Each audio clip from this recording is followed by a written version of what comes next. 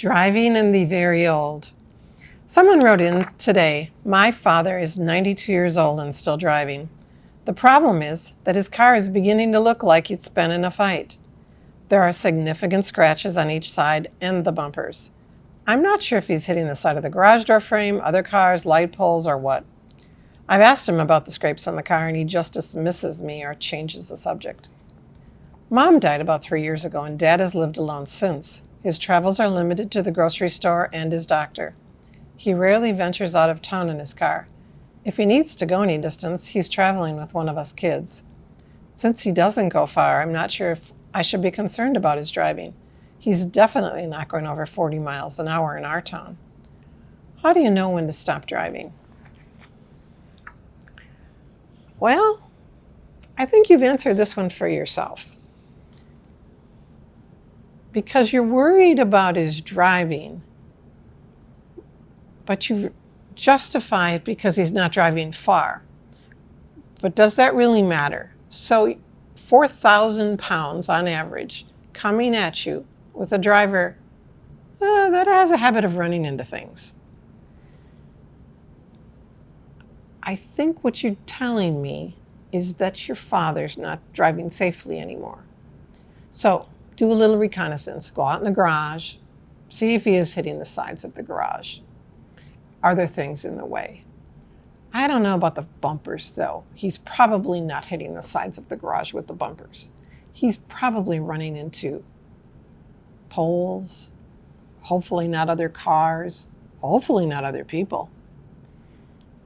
You're describing somebody who probably needs to make us change. I recommend that you go to the store with Dad, only you don't drive, he drives.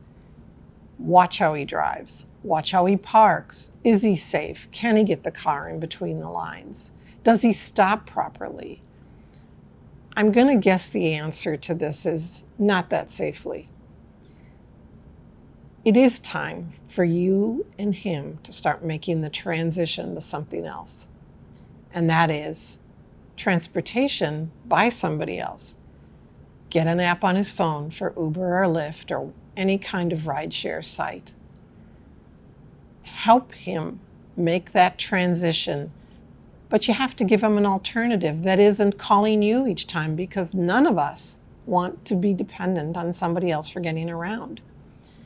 Do it with him until he's so comfortable that when you want to go somewhere, he auto reaches for his phone to order the ride. You know, there will come a time, very soon, if you live in the Bay Area, where you could even get a driverless car and he could be ahead of the curve.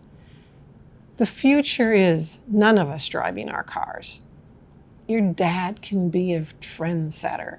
Try to sell him on that concept. It won't be easy, but there will come a time when none of us drives our car anymore. Our cars just drive us there. And we will look back on this time of us driving as barbaric, that we drove past each other at 70 miles an hour with the risk of hitting each other. So bring your dad into the future as he ages. Give him options so that he can still get around independently. And let him know it's time to put the car away. You can always go the route of a physician forcing the issue or the DMV, but see if you can get there without that.